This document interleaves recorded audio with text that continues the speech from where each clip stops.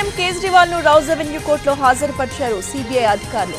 Judicial కస్టడీకి ఇవ్వాలని కోర్టును కోరింది సిబిఐ.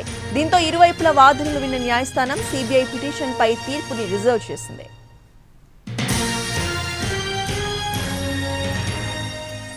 ఢిల్లీ సీఎం కేజ్రీవాల్ ను రౌజ్ అవెన్యూ కోర్టులో హాజరుపరిచారు సిబిఐ అధికారులు. జ్యుడిషియల్ కస్టడీకి ఇవ్వాలని కోర్టును కోరింది సిబిఐ. దీంతో ఇరువైపుల వాదనలు విన్న న్యాయస్థానం సిబిఐ పిటిషన్ పై తీర్పుని రిజర్వ్ చేసింది.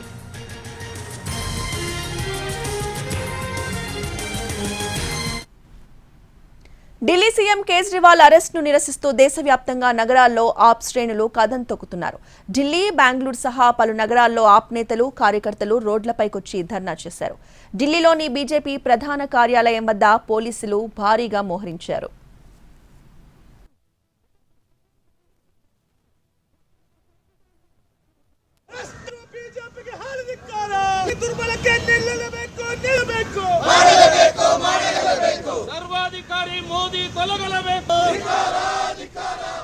పోలీస్ ఆంక్షలున్న ఆప్ క్యాడర్ నిరసనలకు దిగింది. ఈ నిరసనలో మంత్రులు, ఆప్ ఎమ్మెల్యేలు, సీనియర్ నేతలు పాల్గొన్నారు.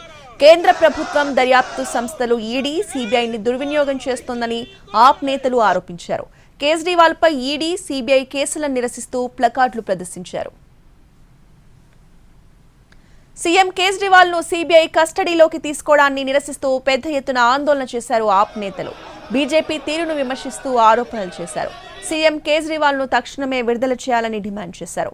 ఢిల్లీ మద్యం పాలసీలో అక్రమాలు జరగలేదని, తప్పుడు కేసులు బనాయించారని ఆరోపించారు ఆప్ మంత్రులు.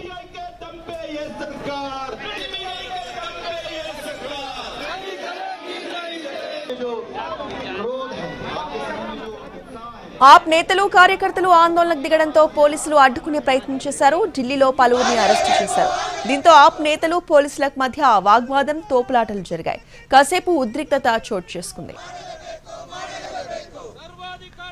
అటు బెంగళూరులోనూ ఆప్ నేతలు ధర్నా చేశారు. సిబిఐ, ఈడీ, బీజేపీకి వ్యతిరేకంగా నినాదాలు చేశారు.